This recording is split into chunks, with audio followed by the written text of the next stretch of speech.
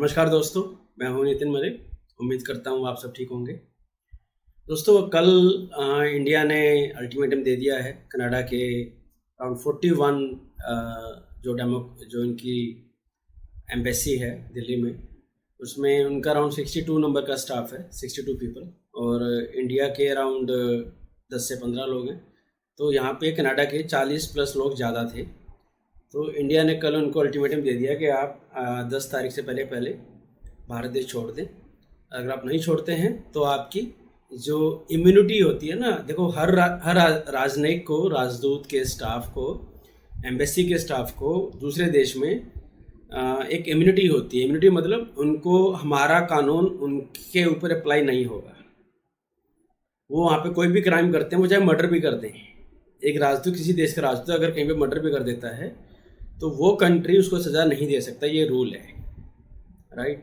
तो उन्होंने बोला कि 10 तारीख तक आप चले जाएं, वरना आपके ऊपर जो इम्यूनिटी का जो कवर है डिप्लोमेसी का, वो ख़त्म हो जाएगा, राइट। तो ये एक बड़ी डेवलपमेंट आई है।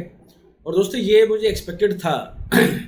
आपको याद हो, इन्होंने जब स्टार्टिंग में ट्रूडो ने इल्ज़ाम लगाया था इंडिया पे कि ऐसे ऐसे निज्जर की हत्या में इंडिया शामिल है, क्रेडिबल एलिगेशंस हैं, कुछ लिंक मिले हैं, राइट। तो एक तो उधर से प्राइम मिनिस्टर बोल रहा है, उनकी फॉरेन मिनिस्टर बोल रही है, हमारी तरफ से सिर्फ फॉरेन मिनिस्टर बोला था या फॉरेन सेक्रेटरी ने प्रेस रिलीज़ की थी। मोदी जी की तो आदत है ही, वो खामखाई के मीडिया के चक्करों में नहीं उलझते हैं, वो काम करके दिखाते हैं चुपचाप, राइट। उधर जस्टिन ट्रूडो कभी यहाँ बयान दे रहा है, कभी वहाँ बयान दे रहा है, हमें चिंता है, हमें हमारे देश में रूल ऑफ लॉ है, आप ऐसे नहीं कर सकते, वगैरह वगैरह वगैरह। और कल जयशंकर जो ही यूएसए की 10 दिन की ट्रिप से वापस आए, राइट, उसी टाइम आते ही ये फैसला हो गया कि हाँ, हम इनको जो 40 प्लस राजनयिक हैं कनाडा एम्बेसी के, उनको हम वापस भेज रहे हैं। अब आप बोलोगे इन दोनों का क्या संबंध है, दोनों बातों का, यूएसए का और ये जो राजनयिक को अल्टीमेटम दिया है, इन दोनों घटनाओं में क्या संबंध है? दोस्तों इनमें गहरा संबंध है। देखो, आपको याद हो सबसे पहले जिस दिन इल्ज़ाम लगाया था, तो हमारे फॉरेन सेक्रेटरी अरिंदम बागची जी ने प्रेस कॉन्फ्रेंस की थी। उसमें उन्होंने बताया था कि हमने ये भी प्लान कर रहे हैं कि इनके राजनयिकों को निकाला जाए। बट उस वक्त कोई अल्टीमेटम नहीं दिया था, कोई खाली बात शगुफा छोड़ा गया था, जिसको किसी ने भी सीरियस नहीं लिया था, राइट। कनाडा ने हमारे एक ऑफिसर को निकाला, इंटेलिजेंस ऑफिसर को, और इंडिया ने उनके इंटेलिजेंस ऑफिसर को इमीडिएटली निकाल दिया था। तब लगा था बात वहीं के वहीं रुक जाएगी। और उसके बाद क्या हुआ, अभी ये वापस आए, और वापस आती है हमने उस फैसले को अमल में ला दिया। अब इसका एक जो तार जुड़ा हुआ है यूएसए बजट से जुड़ा हुआ है। तो जैसे कि मैंने एक वीडियो बनाया था 5 आइज अलायंस, जिसमें USA, UK, Australia, Canada, New Zealand, ये 5 कंट्री मिलते हैं। ये सारे पाँचों कंट्री गोरों के वेस्ट ये कहलाता है सही तरीके से। तो कनाडा को इन पाँचों में, इन चारों का सपोर्ट नहीं मिला कहीं। यूएसए, ऑस्ट्रेलिया ने बस ये कह के बात टाल दी कि हाँ, we are concerned, India should cooperate. उसके अलावा उनकी कोई स्टेटमेंट नहीं आई, कोई क्रिटिसिज्म नहीं आया इंडिया का, राइट। और अभी जब यूएसए में ये गए जयशंकर, इन्होंने वहाँ पे इन्होंने बताया कि भाई हमने अपनी साइड की स्टोरी सुनाई कि आप जैसे कनाडा को देखते हो, हम वैसे कनाडा को नहीं देखते। हमारे क्या क्या चैलेंजेस रहे हैं, कनिष्का बॉम्बिंग रही है, वो खालिस्तान को प्रमोट कर रहा है, आतंकवाद को प्रमोट कर रहा है, एंटी इंडिया एलिमेंट्स हैं। तो अल्टीमेटली लब्बे लबाब क्या है, समरी क्या है कि यूएसए की तरफ से कनाडा जो सोच रहा था कि यूएसए इस पर प्रेशर डालेगा इंडिया पे, और इंडिया टोन डाउन करेगा और कुछ माफ़ी मांगेगा या कुछ बात करेगा हमसे, वैसा कुछ हुआ नहीं, राइट। उल्टा इंडिया, जयशंकर ने बोला कि हमने खुल के बताया कि हम क्या सोचते हैं कनाडा के बारे में, खालिस्तान के बारे में, और उसके बाद उनके और सारे मसलों पे यूएसए से बातचीत हुई, बट इस बारे में कोई खास डेवलपमेंट आई नहीं उसको नहीं। तो कहा यह जा रहा है मीडिया सर्कल में कि यूएसए का साइलेंट एक ओके था कि हाँ, आप कर सकते हैं, आप सख्त कदम उठा सकते हैं कनाडा के साथ, बिकॉज यूएसए भी इंडिया के साथ अभी बात बिगाड़ना नहीं चाहता किसी भी तरीके से। तो इंडिया वापस आया, और इंडिया ने एक तरह से एक मैसेज भी दिया है पूरे वेस्ट वर्ल्ड को कि अब हम anti India campaign foreign land से बर्दाश्त नहीं करेंगे, राइट। हालांकि जस्टिन ट्रूडो की टोन डाउन पहले ही हो गई थी, वो पहले से अपने उसके सुर धीमे पड़ गए थे अराउंड एक हफ्ता पहले। तो उसने बोलना स्टार्ट किया था, नहीं इंडिया बड़ी बड़ी पावर है, इकोनॉमिक पावर है, उसकी वैल्यू बढ़ रही है, हम समझते हैं, हम उनके साथ मिलकर काम करना चाहेंगे वगैरह वगैरह वगैरह, राइट। बट अब तो ये जो उनका मुद्दा कल हमने अनाउंस किया है कि भाई आप इनको लेके निकल जाओ अपने राजनयिकों को, इसके बाद तो उनकी और भी सिट्टी पिट्टी गुम हो गई है।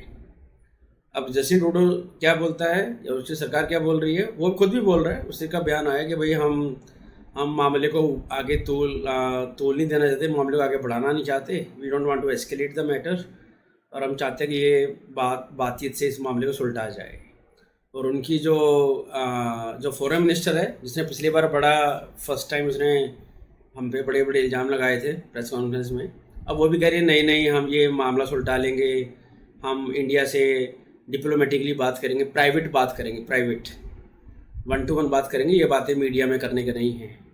अब कोई बेवकूफ़ों को ये तो समझाया कि भैया ये बातें तो आप ऑलरेडी कर चुके हो, जब प्राइवेट में बात करनी थी तब तो आप लोगों ने की नहीं, राइट। तब तो आप जाके अपने कॉमन हाउस ऑफ कॉमन में, अपने पार्लियामेंट में बयान दे रहे हो, फिर प्रेस कॉन्फ्रेंस कर रही है उनकी मेलोनी, जो फॉरेन मिनिस्टर है मेलोनी, मिस मेलोनी। तब आप लोगों ने तब नहीं सोचा कि ये डिप्लोमेटिक बातें पर्सनल स्पेस में की जाएं, सामने ना की जाएं। अब क्यों पर्सनल बातें याद आ रही हैं भाई, प्राइवेट में बात की जाए। सच कहूँ तो वो टाइम निकल चुका है। वो कहते हैं ना कि सांप निकल गया, अब तो लाठी पीट रहे हो। अब आप चाह रहे हो किसी तरह से इंडिया थोड़ा सा हमें फेस सेव करने का मौका दे दे और हम किसी तरह से इससे रिगल आउट कर जाए, निकल जाएं, बट ऐसा होगा नहीं। और मैं ये मानता हूँ इंडिया यहाँ पे थोड़ा सा और शक्ति दिखाए, राइट। क्योंकि एक तो देखो इंडिया को यहाँ पे प्लस ही प्लस है, दोनों साइड में उसको बेनिफिट है। अगर कनाडा टोन डाउन होता है तो भी इंडिया को बेनिफिट है, अगर कनाडा ज़्यादा अग्रेसिव होता है तो भी इंडिया को बेनिफिट है। इंडिया का कोई लॉस नहीं है, ये विन विन सिचुएशन है, डिप्लोमेटिक विन है। डिप्लोमेटिक विन ऐसे है, अब इस टाइम वो कनाडा डाउन हो रखा है, उसको किसी का सपोर्ट नहीं मिला, किसी भी वेस्ट कंट्री का, जो वो सोच रहा था कि इंडिया पे बैन लगाएंगे, न से बात बंद कर देंगे, ऐसा कुछ हुआ ही नहीं किसी भी कंट्री का, ठीक है। और अगर वो कनाडा एग्रेसिव हो नहीं सकता, चुटकू सा देश है, 4 करोड़ लोग उसकी पॉपुलेशन है, ठीक है। और जो देश हमारी सुनता नहीं उसके लिए फिर हम क्यों सोचेंगे, उससे हमारा कोई ज़्यादा कारोबार नहीं है, मुश्किल से 6-7 बिलियन का हमारा कारोबार है, बिलियन डॉलर, जिससे कोई फ़र्क नहीं पड़ता। ऊँट के मुंह में जीरे से भी कम है वो, ठीक है जी। ऊपर से ये चीज़ें 1980 से चली आ रही हैं, इंडियन गवर्नमेंट, अलग अलग गवर्नमेंट ने बहुत डील करके देखा इनके साथ। इनको कहते हैं ना कि बातों के भूत लातों से ही मानते हैं, तो ये वही बात है, इनको लात ही पड़ेगी ना तभी ये समझेंगे कि इंडिया से पंगा लेना कितना बड़ा डिफ़िकल्ट टास्क है। और अब ट्रूडो ये चाह रहा है कि किसी तरह से 1-to-1 इक्वल लेवल पे बात की जाए। इक्वल लेवल अब बचा नहीं है, मोदी जी बात करना नहीं चाह रहे। जयशंकर तो उनकी जहाँ जाता है बड़ी अच्छे से धोके आता है भाई। अब मेरे वीडियो देखिए जयशंकर की, यूएस ट्रिप पे मैंने 2 वीडियो बनाए हैं, 2-3 वीडियो, तो उसने वहाँ पे जो जाके कनाडा की उतारी है ना, वो मतलब तारीफ़ काबिल है। मैं तो ये बोलता हूँ कि अगर आपको फॉरेन डिप्लोमेसी सीखनी है तो जयशंकर जी के ये 10 दिन के सारे इंटरव्यू जो हुआ है सब आप समझ लीजिए, आपको बहुत अच्छा लेसन मिलेगा फॉरेन डिप्लोमेसी के अंदर। उधर से कनाडा है, कनाडा की फॉरेन डिप्लोमेसी हर जगह ही ख़राब है, राइट। उनकी चाइना से बिगड़ी हुई है, इंडिया से बिगड़ी हुई है, रशिया से बिगड़ी हुई है, यूक्रेन से बिगड़ी हुई है, ब्लंडर पे ब्लंडर किए जा रहे हैं लोग। और दोस्तों ये नेचुरल था। कनाडा ने सोचा कि यूएसए इंडिया को डांट लगाएगा और इंडिया चुपचाप बैठ जाएगा, इंडिया कुछ नहीं करेगा। और मैं वहाँ पे इलेक्शन होने वाले हैं जल्दी ही, तो हम वहाँ पे मेरा इलेक्शन में पंजाबी की वोट मिल जाएगी सारी, कि देखो मैंने कैसे इंडिया को हड़का दिया। वो ताव पड़ गया उल्टा, राइट। अब इलेक्शन इंडिया में भी होने वाले हैं और इस चीज़ का बेनिफिट मोदी जी को मिलने वाला है, मैं आपको बता रहा हूँ ये बात। इस पूरे मुद्दे के अंदर अगर किसी को बेनिफिट है तो India as a reputation, as a country reputation improve हुआ है कंट्री का, और मोदी सरकार को इलेक्शन में बेनिफिट होगा इस मुद्दे में कि देखो भी स्ट्रॉन्ग फॉरेन डिप्लोमेसी दिखा रहे हैं, झुक नहीं रहे हैं किसी के आगे। तो जो फ़ायदा ट्रूडो लेना चाह रहा था वो मोदी को मिल गया। और मोदी को ये तो तारीफ़ करनी पड़ेगी, मोदी किसी भी चैलेंज को अपॉर्चुनिटी में कैसे कन्वर्ट कर लेता है, ये भी एक आर्ट होती है दोस्तों। एंड मैं इसमें मोदी को नहीं, मोदी पूरी टीम को क्रेडिट देना चाहूँगा इसमें जयशंकर जैसे, डोभाल जैसे सीनियर लोग बैठे हुए हैं। तो वे जानते हैं कि कैसे एक बहुत बड़े प्रॉब्लम को अपॉर्चुनिटी में, मौके में कन्वर्ट किया जाए। यही उन्होंने किया है और मुझे लगता नहीं अभी कि यह मामला जल्दी ठंडा पड़ने वाला है, एटलीस्ट इंडिया की तरफ से। इंडिया 2 कदम अब आगे बढ़ चुका है, राइट। और यहाँ पे जो लगता है इसका फाइनल सोल्यूशन क्या होगा, क्योंकि सबूत तो दोस्तों देख लो 4-5 महीने हो चुके हैं, इल्ज़ाम लगाए 2 हफ्ते से ज़्यादा हो चुके हैं, कोई सबूत तो आया नहीं अभी तक।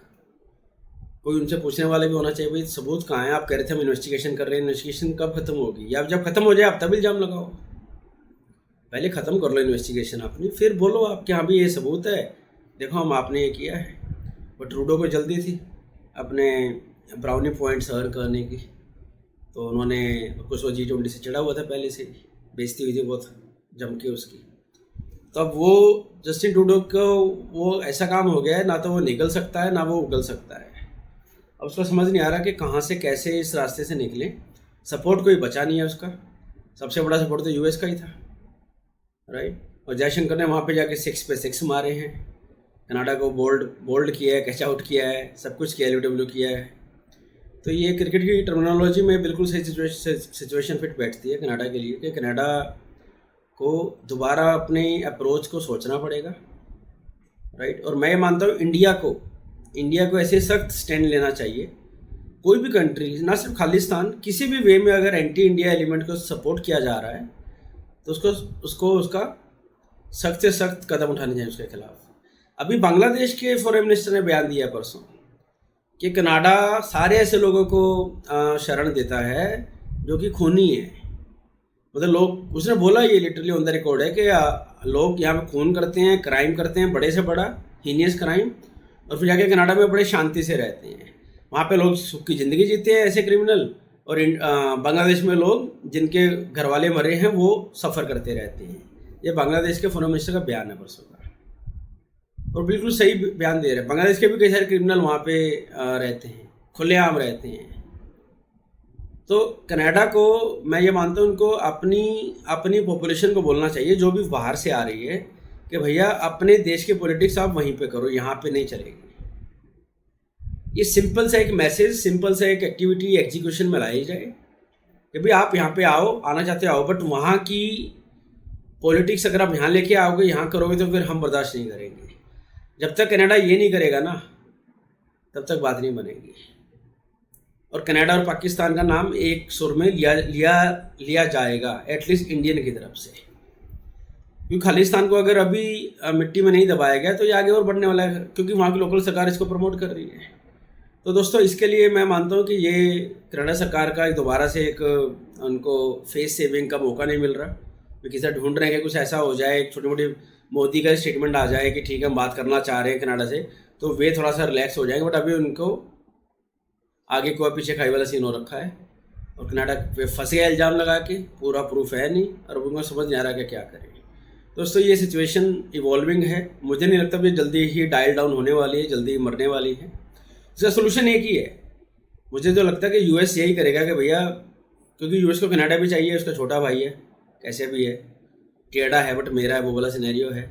इंडिया तो चाहिए उसको बेस्ट फ्रेंड साउथ एशिया के अंदर, राइट। तो वो क्या करेगा कि इस सिचुएशन को किसी तरह से टेपर डाउन करे। वो तो वेट कर रहा है US से कि वो किसी तरह सिचुएशन खत्म हो जाए, इसकी बात ही ना हो मीडिया के अंदर, ये इशू खत्म हो जाए अपने आप। बट वो कुछ डाउन पड़ने लगा था पिछले 5-7 दिनों में, अभी फिर ये मोदी जी ने कर दिया।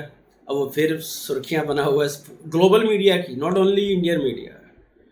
तो यहाँ पे जस्टिन ट्रूडो को फिर से सफाई देनी पड़ रही है, राइट। तो ये आई थिंक इसमें कुछ और ट्विस्ट एंड टर्न अभी बाकी हैं। लेट्स सी आगे क्या आता है। मैं आप लोगों के साथ चीज़ें शेयर करता रहूँगा, अपने थॉट्स हम डिस्कस करते रहेंगे ऐसे ही। अगर आपको दोस्तों वीडियो पसंद आया हो तो प्लीज़ वीडियो को लाइक कीजिए, चैनल को सब्सक्राइब कीजिए, और जल्दी ही मिलते हैं अगले वीडियो में। Thank you.